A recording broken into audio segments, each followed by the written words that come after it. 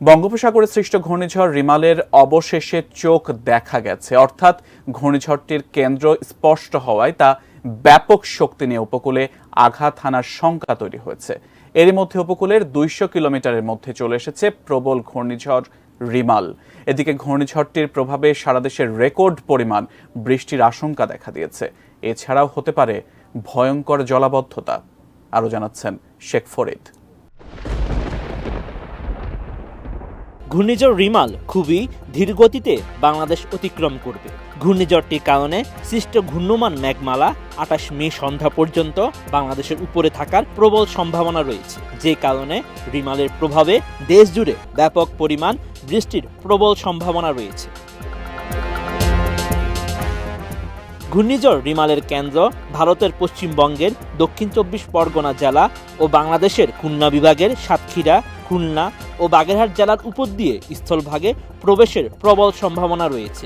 ঘূর্ণিঝড়টির কেন্দ্র উত্তর পূর্ব দিকে অগ্রসর হতে থাকবে। ঘূর্ণিঝড়ের কেন্দ্র খুলনা, ঢাকা, রাজশাহী, ময়মনসিংহ ও রংপুর বিভাগের উপর দিয়ে ভারতের পশ্চিমবঙ্গের জলপাইগুড়ি, শিলিগুড়ি, আলিপুরদুয়ার, কুচবিহার জেলা ও মেঘালয় রাজ্যের উপর দিয়ে আসাম রাজ্যে প্রবেশের প্রবল সম্ভাবনা রয়েছে।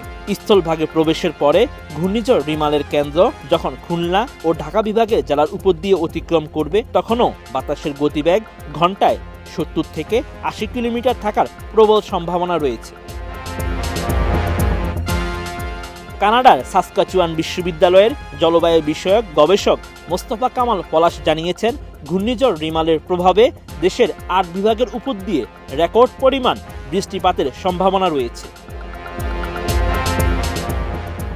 28 মে রাত 12টা পর্যন্ত খুলনা বিভাগে 400 থেকে 500 মিলিমিটার, বরিশাল বিভাগে 400 থেকে 500 মিলিমিটার, সিলেট বিভাগে 400 থেকে 600 মিলিমিটার, ঢাকা বিভাগে 200 থেকে 350 মিলিমিটার, রাজশাহী বিভাগে 250 থেকে 350 মিলিমিটার, ময়মনসিংহ বিভাগে 350 থেকে 400 মিলিমিটার, চট্টগ্রাম বিভাগে 200 থেকে 300 মিলিমিটার, রংপুর বিভাগে 150 থেকে 200 মিলিমিটার পর্যন্ত বৃষ্টিপাত হতে পারে।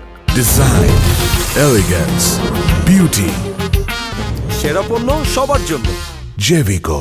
এ সময় ঢাকা শহরে ব্যাপক জলাবদ্ধতার সৃষ্টি হওয়ার আশঙ্কা রয়েছে। ঘূর্ণিঝড়টির কেন্দ্র যেহেতু ঢাকা শহরের উপর দিয়ে অতিক্রমের সম্ভাবনা রয়েছে, তাই 27 ও 28 মে রাজধানীতে সর্বোচ্চ 350 মিলিমিটার পর্যন্ত বৃষ্টির আশঙ্কা করা হচ্ছে।